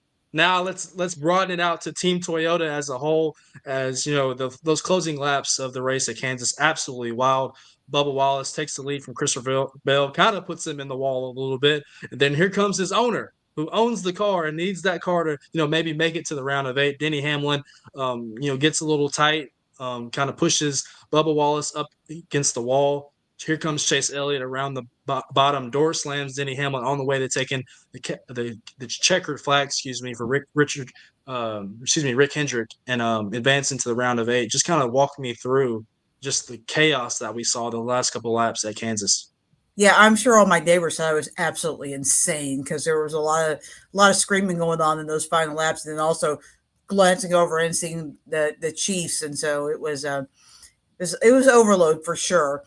Denny Hamlin said on his podcast that he was fine with how everything went down, including the fact that Bubba Wallace flipped him off. He's like, look, he's flipping off Denny Hamlin, the driver of the 11. Now, if he walks into the competition meeting on Monday and flips him off as Denny Hamlin, the owner, then there's an issue. But, this is different than what happened between Denny and Ty Gibbs the week before, because in the final laps of the race, I mean, everything is on the table, right? I mean, all's fair. So they were racing hard. They made some contact. I don't think anyone punted anyone or anyone. They were just trying to, making some contact and trying to pass. And at the end of the race, that's what you got to do. I mean, everybody involved needs to win to move on to the next round. Nobody is quote unquote safe. So everybody did what they felt like they needed to do. Chase Elliott was the absolute beneficiary of chaos. He was not the best car, although he did pass a lot of cars in the final lap, so he might have been the best car in the closing laps, but over the course of the race, he was certainly not the best car. So, I mean, it is what it is. I think we all know the heads of race car drivers know well enough to know that no psychiatrist is going to change their aggressiveness in the final 2 laps of a race. So it happened. Hopefully they made up on Monday, and we'll see what happens going forward. Yeah, absolutely, Heather. We've talked about this several times throughout the summer. It seems like obviously this next gen car, it just thrives on those mile and a halves where there's multiple lanes. It seems like Kansas year after year produces the best racing. That was the case yet again on Sunday. So just kind of elaborate on that and just passing changes, all the things that you do in a good quality race, the drama, the late restarts, all that was on display this past weekend at Kansas. I mean, the next gen car likes cars that can likes tracks where they can move around, where there are multiple grooves, where it's super wide, and that's Kansas. That's why the racing there is so good. And I think in the poll that Jeff Gluck does, it got over 90%. It's the highest rated race I can think of in quite some time, and maybe of the year. So it was fun. It was good. I love it for my hometown. I like the fact that the racing there is so good. I wish it wasn't so cold in November, or the possibility of it being cold wasn't there in November, or 6 feet of snow on the ground, because I think Kansas would make one heck of a championship race. I think everybody would be happy with if what we saw yesterday or Sunday was for the championship. I mean, you really couldn't ask for anything more than that. But given the variability of the weather, I don't think that'll happen. But yeah, it was a great time. It was a great race. Absolutely. That poll number by Jeff Gluck also could be contributed to Chase Elliott winning. We know NASCAR's most popular driver. Anytime he wins, people are going to be happy. Looking at the NASCAR Cup Series standings as we head to the final race of the round of 12 here at Charlotte. So everybody is home this weekend as they get on the road. Obviously, Chase Elliott and Ryan Blaney have clinched and moved on to the round of 8. Looking at those four, though, at the bottom of the cut line as we head to Charlotte, it's Ross Chastain minus 13, Bubba Wallace minus 26, Tyler Reddick minus 29, and Austin Cindric minus 48. Seems like it's going to be a must-win for at least Tyler Reddick and Austin Cindric. Probably can put Bubba Wallace in that category as well. So, as looking at that, who are some people that you have your eyes on? Obviously, Tyler Reddick, you've mentioned over the last several weeks, a very good road course racer. Austin Cindric also, really a talented with Team Penske. So just kind of talk about those four below the cut line and, anybody you're potentially worried about above. Well, and I think Ross is a pretty good road racer too, and Bubba's gotten better. I mean, I think he's actually performed better on the road courses this year than Tyler has, even though the overall body of work is definitely there for Tyler. I think it's going to be tough for any of those four teams to get in, just because with the exception of Joey Logano, who of the guys above the cut line, I would say I'm the most worried about. Denny Hamlin also is not a great road course racer, but sitting in fourth place, a lot would have to happen for him to not make the cut. So it's going to be very difficult just because I don't really see anyone above the cut, with the exception, like I said, Joey, making a big enough mistake for somebody to sneak up there just on points alone. Like, I really think that at least the mindset is going to have to be for the four guys on the outside that they're going there to win. I think they're going to have to call the game, call the race that way, really focus on a strategy that gets them to victory lane. Because at the road course, you either have to pick whether you're going for stage points or whether you're going for the win, just because of the way the strategy goes, because you work backwards, not necessarily work to the stage breaks. So I think it's going to be tough for any of them to get in. I would say most likely to make a mistake, an unforced error would probably be the 22, but they haven't really done that in the playoffs so far this year. They haven't been amazing, but they've been solid enough that they keep chugging along. So be interesting. It'll be really fascinating. Bubba's the one guy that you look at and say, well, he probably has no chance because he's not a very good road course racer. But I go back to what I said. He's run pretty well on the road courses this year. He's really worked to improve the road course ability. And then, of course, we all have to remember the great spoiler in all of this could be SVG. He's won all but one road course race. He's won all but like 2 stages worth of road course racing. So he could go in there and just mess this up royally for everyone not named Chase Elliott and Ryan Blaney. Yeah, and you kind of took the next question out of my mouth. When you have an SVG on your, I guess, in your field, who can just absolutely just dominate and run away with a race like this. If you're Briscoe or Logano, is it just strictly try to collect as many stage points as you possibly can and just really make sure that, anybody below the cut line doesn't win?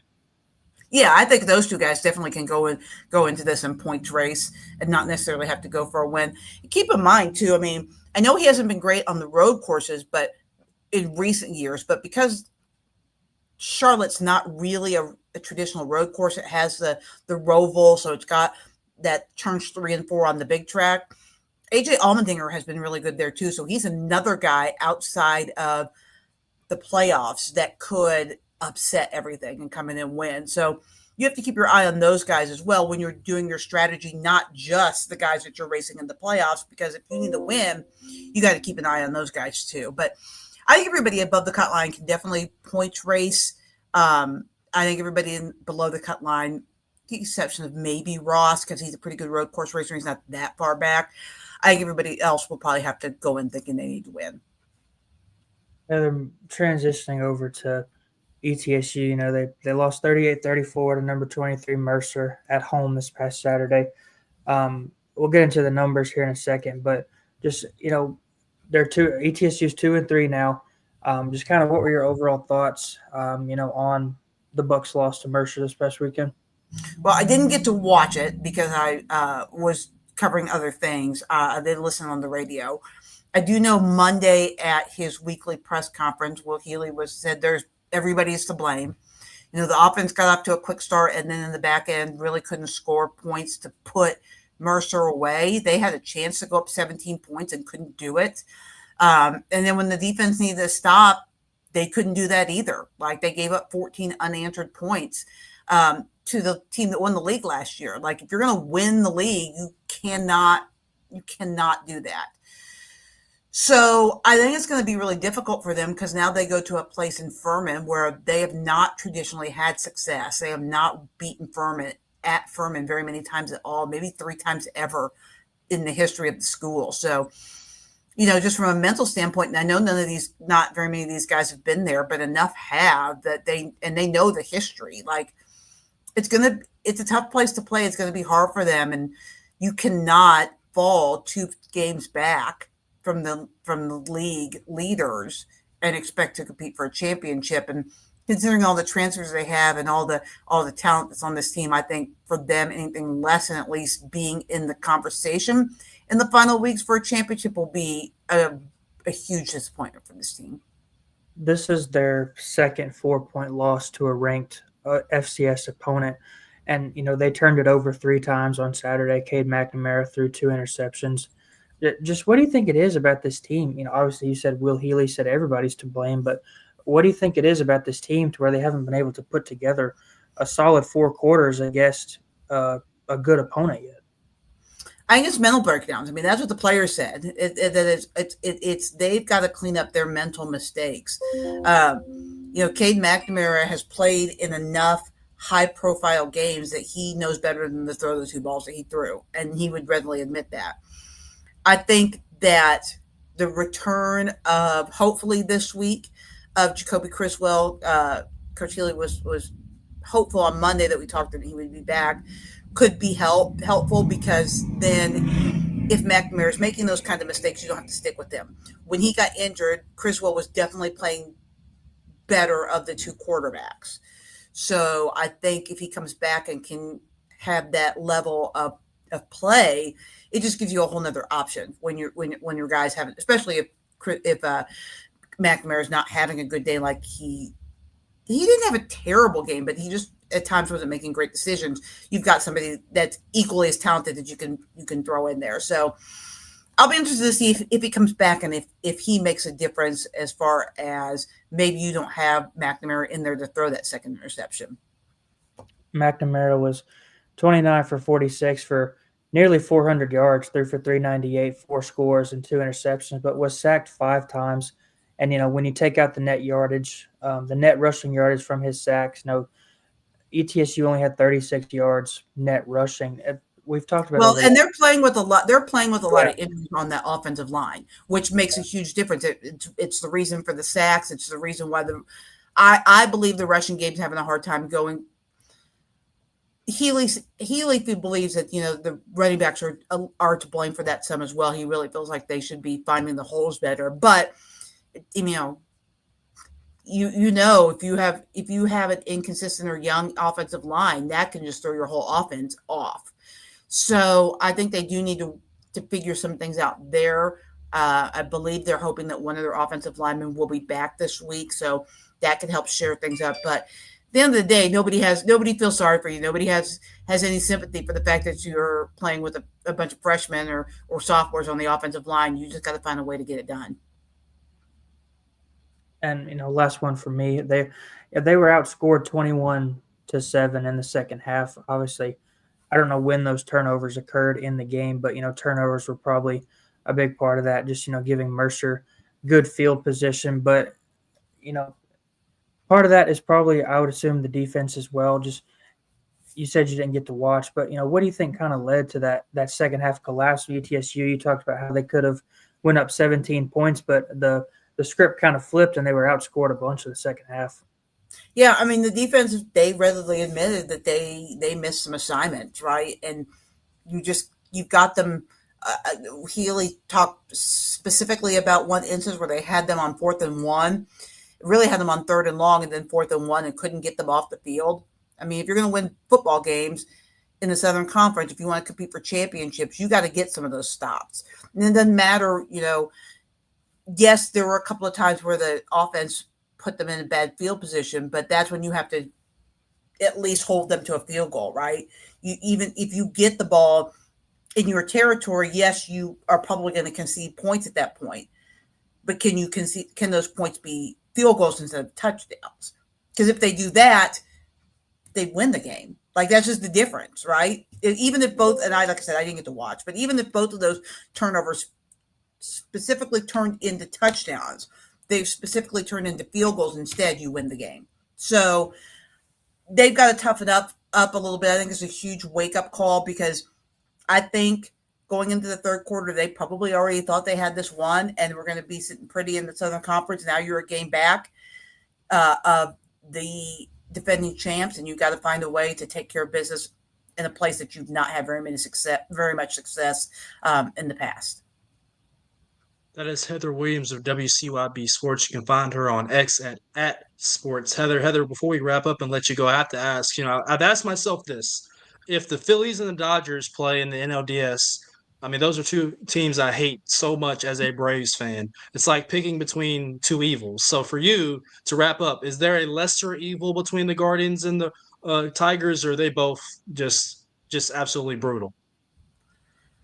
I mean, no, and what's worse is that if they win, then we got the Yankees, who also can just fall off a cliff as far as I'm concerned. So, I'm pulling in this whole thing for the Mariners. That's where my head's kind of landing, because they've not won one, and they were a division rival with the Royals many years ago, back when the Royals were in the West. But we're far enough removed from that now that yeah, that's where my head is. I don't. I mean, I guess if you twisted my arm and made me pick one, I probably pick the Tigers. But Ooh, okay. it's that I would root for. But yeah, honestly, I don't want to see either one of them win. I got you. Really quickly, Judge or Raleigh MVP? Whit Merrifield. No, I mean Whit Merrifield. Yeah, that'd be good. No, Bobby Witt. No, I mean Judge is probably going to win, but Bobby should have won last year for sure. And I will die on that hill.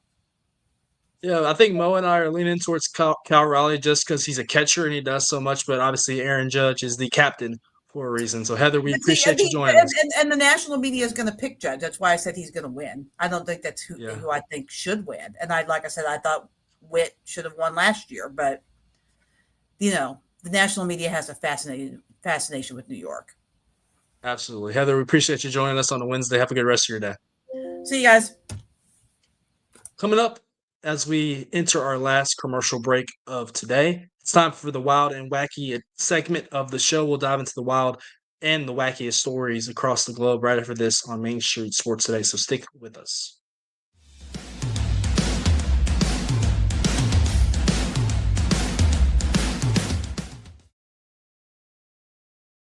Being in Tennessee, we wanted to try to keep it as local as possible, so we have an entire section of our menu that is just dedicated to local whiskeys like Uncle Nearest, Jack Daniels, of course, George Dickel, Nelson Brothers, Greenbrier Whiskey, and all of our taps are all local. From 2 o'clock until midnight, we've got food every day for you guys. A good handful of appetizers, some entrees, and a couple salads and things like that. My name is Ethan Kanata. Please come down and see us at the Pick Lobby Bar here at the Omni in Nashville. There's a line that links us all. Most of the time, we don't even think about it, but it's everywhere. Illuminating our neighborhoods, empowering our businesses, and helping us to recharge. Whether it comes from our grids, the sun, or a kind heart, we believe in the power of good energy. And as your family and region continue to grow, you can trust that we'll always be there for you. Middle Tennessee Electric, bringing good energy.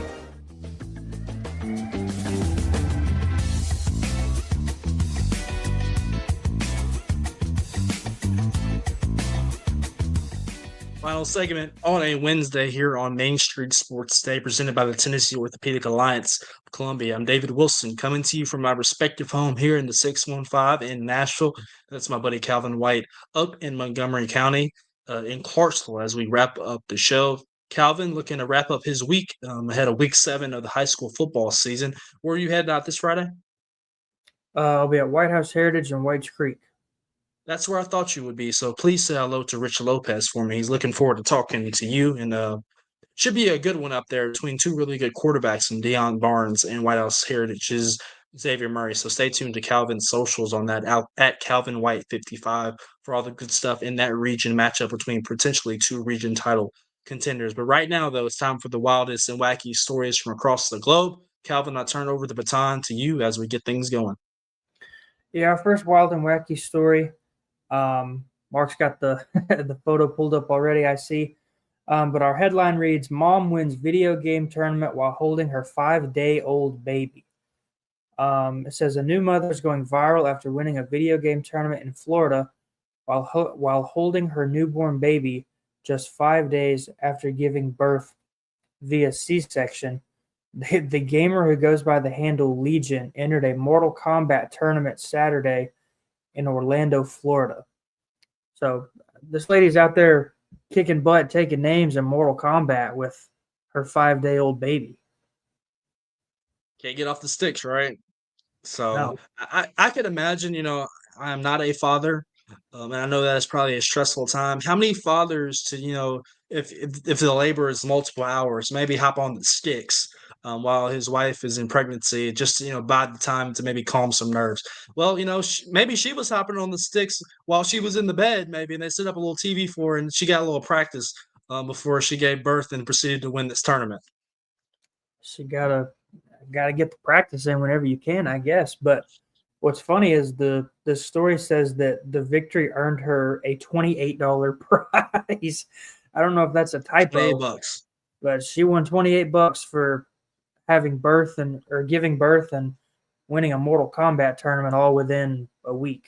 She was probably like, these hospital bills are way more expensive than simply $28. So $28 ain't gonna cut it. I need some more change than that. Do you play or have you played in the past in Mortal Kombat? I did when I was little, but I haven't Okay. recently in a long time. See, I was always lame. If I was gonna play a video game, trust me, I am a poor man. I have not invested in a whatever. What PS number are we on? PS4, PS5? 5. On 5. I've not invested in that so far. So that or an Xbox. So I am very cheap, man. I would only play sports games. No other games, just sports. So Madden, NCAA, or NBA, baseball, etc. So that was not on the list for me. Yeah, it says she beat 3 other players, and one of the other players was her husband.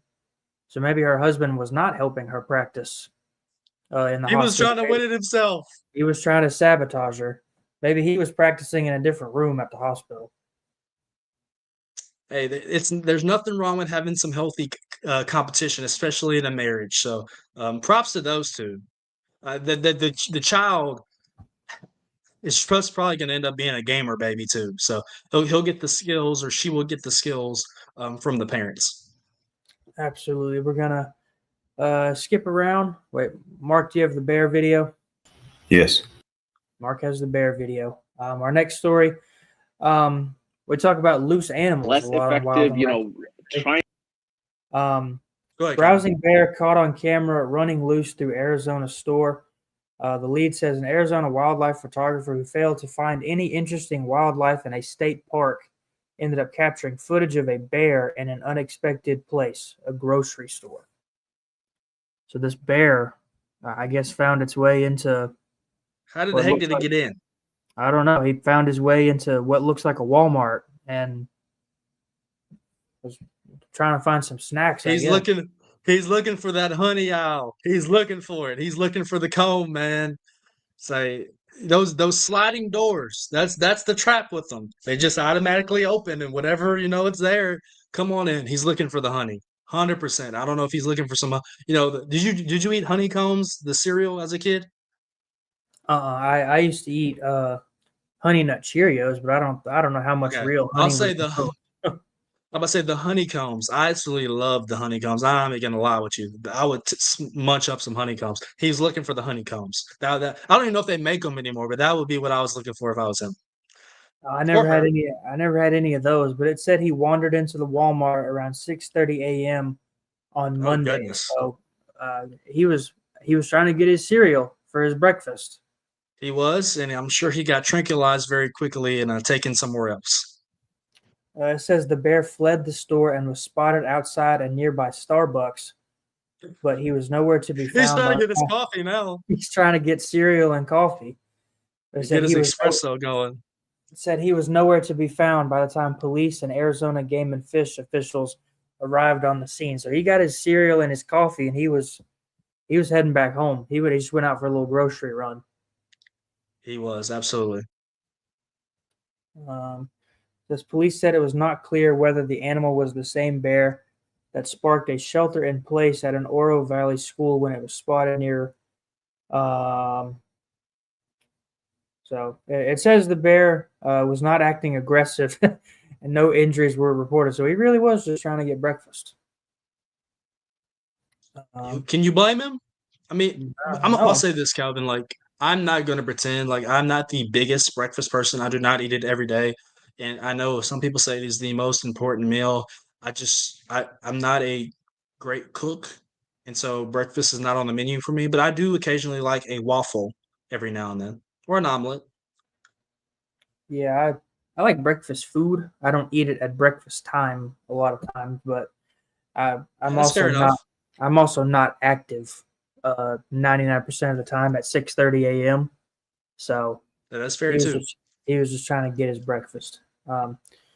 Our third wild and wacky story goes to our first world record of the day. Seems like we get a couple of these at least just about every wild and wacky Wednesday. But a Japanese man breaks the speed record for running on all fours. A Japanese man channeled his inner quadruped. Is that a word? I don't know what that means. He broke a Guinness World Record by running 328 feet in 14.55 seconds on all fours. Not doing that. I can't imagine. I remember the running ones. I remember the ones about the lady speed walking over the Legos. I think last week or the week before. Yeah. But this one's different for sure. Yeah, I would imagine that would take like a lot of coordination to get your hands and feet working together to build up some speed with that motion. Yeah, I'd fall on my head. Yeah, I really would. I'd fall on my head. So, they measure it. Go ahead. Says he's 22 years old. He broke the record for fastest 100 meters running on all fours. Says he's been running on all fours since middle school. So I don't know. I guess the only way to figure out that you can do this is to try it. So I guess he's had a lot of practice if he's 22 years old and he's been doing it since middle school. I've been moving slower and slower on the 2, let alone the 4. So I'll just keep rolling with the 2. Just age. I've got a pretty low speed setting on 2 feet. I can't imagine what would happen if I tried all fours. A couple of years ago, we thought we might set our fantasy football order by like 40-yard or 60-yard dash, and then we thought about it for a while, like how many pulled hamstrings is going to be the result of this, and we quickly decided not to do that. That sounds painful. I remember I went to play slow pitch softball with some of my friends a couple years ago, and this was a long time after like I had hung up the baseball cleats and like a dummy, even though I was like 19 years old, did not stretch before this. No stretch. There you go. Nope. Yeah. Had laced one in the right field gap, would have been a double. Had to settle for a long single. Had to pull up, throw out the anchor. Had to settle for a long single on that one. Yeah. But moving on to our fourth wild and wacky story. Little crustacean, I think, is what these are considered. Took a little first-class ride in a train in England. The headline reads, "Crab found riding first class on passenger train in England." The driver of a Southwestern Railway train in England said he initially thought he was being pranked when he heard there was a crab sitting in first class. Railway officials said on social media that passengers on the London to Portsmouth train spotted the small crab sitting in its own seat in first class. So who knows how he got there, but wherever he's going, he's trying to get there quick. Yeah, I can imagine you sit on a train, right? Taking a nap on the train, and then that thing maybe just crawling up and snapping you a little bit. Goodness, that scared me. It says the driver initially thought someone was playing a joke on him, but he soon confirmed there was indeed a live crustacean commuter. I'm trying to see if it says if they know how he got on there. Well, that's not as big as I thought. I mean, the picture over top looked bigger than what it looks like in his hand. I bet that's probably pretty scary for if it just crawled up on someone. Yeah, for sure. It says they don't know how he got in first class, but it says they relocated him to a local pond, but nonetheless found his way onto that train. Yeah. Moving on to our what might be our final wild and wacky story of the day. This headline says, "Very mean squirrel terrorizing California neighborhood." Residents of a California neighborhood are warning other locals to beware of a very mean squirrel that has sent at least 2 people to the emergency room. Goodness.